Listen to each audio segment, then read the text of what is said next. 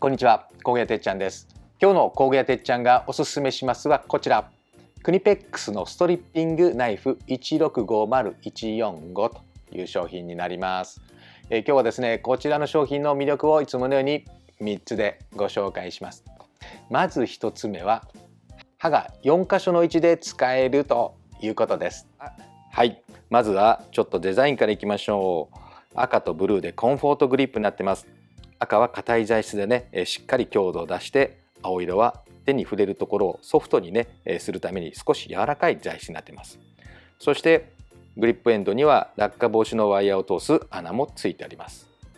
はい、そして4箇所で使えるということなんですが、まず1箇所目はですね、この位置です。刃が折りたたみで中に入ってます。今までのストリッピングナイフといいますと、このようなタイプ、キャップですね。キャップです。ですから刃がね、このように出てしまいますので、万が一キャップが取れてしまうと危ないということなんですが、今回は折りたたみナイフ式のようにですね、このように刃が中に収まるので、このままポケットに入れてもね、全然大丈夫なんです。安全機構もしっかりしてるんですね。まずここの青いレバーっていうんですかね、これを上げます。そしてここにもう1個レバーがありますので、これを上に押し上げます。そしてこのボタンを押してロックが解除。そうするとこのように刃が出てきます。はい、ここが2箇所目。そしてまたロックを解除して3箇所目ね。はい、2箇所目はこの位置。はい、3箇所目はこの位置。そして4箇所目がこの位置でフリーになります。はい、ここはポイント2につながるところですけども、このですね、4箇所で刃が使えるということですね。はい、それではそのまま続けてポイント2つ目に行きましょうかね。はい、ここがフリーになるということで、ここね、ストッパーがあります。ここでですね、ギューッとギューッとラチェットのようにですね、縦の切り込みを入れることができるんです。早速ちょっとデモをしてみますね。はい、ちょっと刃物を使いますんでね、このような切創手袋を使います。はい、どのような感じで使うかと言いますと、縦に押し当てて、ここですね、ギューッと、はい、このように刃をね、引っ張ってくるんですね。こんな感じで縦溝を入れることができます。まず横をね、キューッと切るかと思うんですが、ここにこのような感じで入れます。そしてここね、上からしっかり押し当ててギューッと、これ見えます？はい、こんな感じで、はい、簡単にこのように縦溝を入れることができますね。はい、このラチェット機構で簡単に縦溝を入れられるというのがですね、ポイント2つ目になります。そしてついでにちょっとね、ご紹介しておきます。ここに線が3本ついてますね。